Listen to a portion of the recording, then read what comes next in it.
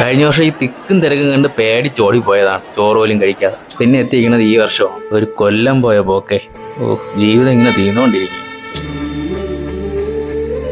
അങ്ങനെ ഈ വർഷത്തെ ഉത്സവത്തിന് കൊടിയേറി. പിന്നെ നിക്ക് ഇതിലൊരു ട്വിസ്റ്റ് ഉണ്ട്.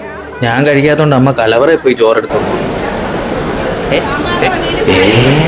ഞാനാണെങ്കിൽ അവിടെ കിടന്ന് വഴക്കുണ്ടാക്കി, എന്തിനു മാച്ചെന്നൊക്കെ ചോദിച്ചു. അപ്പോഴും ഒറ്റ ഡയലോഗ്, എൻ്റെ നാട് ഞാൻ കളിച്ചോളാം അമ്പലം എന്നും പറഞ്ഞ് ഒറ്റ ഡയലോഗ് ഓടിച്ചമ്മ. പിന്നെ വീട്ടിൽ ചോറൊന്നും ഇല്ലെന്ന് മനസ്സിലാക്കിക്കൊണ്ട് ഞാൻ പിന്നെ അധികം ഒന്നും പറയാൻ പോയില്ല, അല്ലെങ്കിൽ ചോറ് തന്നില്ലെങ്കിൽ. ഇതൊന്നും സംഭവിക്കാതിരിക്കാനാണ് ഈ വർഷം നേരത്തെ വരാമെന്ന് വിചാരിച്ചു. പക്ഷേ നമ്മൾ ആൾവൈസ് ലേറ്റ് ആണല്ലോ. അമ്മയും മാമയും കൂടെ അമ്പലത്തിൽ കയറാൻ പോയി. അപ്പം ഞാൻ പറഞ്ഞ് ഹെവിയായിട്ട് ചെറിയൊരു പ്രശ്നമുണ്ട്, അതുകൊണ്ട് ഞാൻ പിന്നെ വന്ന് കണ്ടോളാം എന്ന് പറഞ്ഞിട്ട് ഞാൻ കഴിക്കാൻ പോയി. അത്യാവശ്യം നല്ല തിരക്കുണ്ടായിരുന്നു. കയറി നിന്നത് മാത്രമേ ഓർമ്മയുള്ളൂ. തള്ളിക്കൊണ്ട് നേരെ ടേബിളിൻ്റെ അടുത്തോണ്ടിട്ട് 10 ദിവസം പട്ടിണി കിടന്ന കണക്കാണ് എല്ലാവരും വരുന്നത്.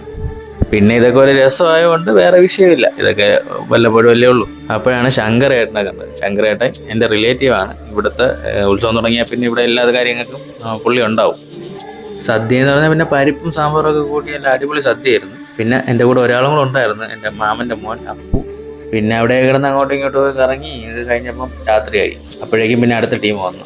അങ്ങനെ പിന്നെ നമ്മളാണ് ഉത്സവത്തിൻ്റെ മെയിനെന്ന് വിചാരിച്ച് അങ്ങോട്ടും ഇങ്ങോട്ടും കോല നടന്നു. അയ്യോ, ഇവരെ പരിചയപ്പെടുത്താൻ മറന്നുപോയി. അജയ് അനന്തൻ. അജയ് പിന്നെ ഫോട്ടോഗ്രാഫറാണ്. ഇപ്പം പിന്നെ ഇൻസ്റ്റയിലൊക്കെ വീഡിയോ ഒക്കെ ചെയ്യുന്നുണ്ട്, അത്യാവശ്യം റീച്ചായിട്ട് വരുന്നു. അനന്തനെ പിന്നെ പ്രത്യേകിച്ച് പരിചയപ്പെടുത്തേണ്ട ആവശ്യമില്ല. ഇപ്പം ഒരു സിനിമയിലൊക്കെ ഉണ്ടായിരുന്നു, ഇന്ദ്രിയത്ത് അഭിനയിച്ച ധീരം എന്ന മൂവിയിൽ ഉണ്ടായിരുന്നു. കഴിഞ്ഞ വർഷം ഇതേ ടൈമിൽ വന്നപ്പം പറഞ്ഞിട്ടുണ്ടായിരുന്നു മൂവി ഉണ്ടാകുന്നൊക്കെ. ഞാൻ തിയേറ്ററിൽ പോയി കണ്ടായിരുന്നു. ഇനിയിപ്പോൾ OTT-ലൊക്കെ വരുന്നുണ്ട്. 2 വർഷം കൊണ്ട് ഉത്സവത്തിന് വന്ന ഇവരാണ് എൻ്റെ മെയിൻ കമ്പനി. ഇപ്പം ഈ അമ്പലം ഏതാണെന്നായിരിക്കും എല്ലാവർക്കും ഒരു ഡൗട്ട്. ഇത് അതെ, തോന്നക്കിൽ ഇടയാവണം ശ്രീ ഭഗവതി ക്ഷേത്രം. പണ്ട് വൈറലായ 2-3 ഡയലോഗുണ്ട്. തോന്നക്കിൽ പഞ്ചായത്തിലെ ഒരു അരിയും പറക്കിയെടുക്കും, അത് പിന്നെ ഗുണ്ടവിനു കണ്ണങ്കര കോളനി തോന്നക്കിൽ. അങ്ങനെ ആ ഡയലോഗുകൾ കൊണ്ട് പ്രശസ്തമായ സ്ഥലം തന്നെയാണ്.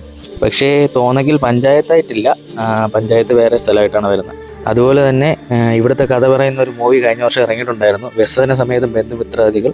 അങ്ങനെയും ഇവിടെ പ്രശസ്തമാണ്. അപ്പോൾ അടുത്ത വീഡിയോ കാണാം. ബൈ.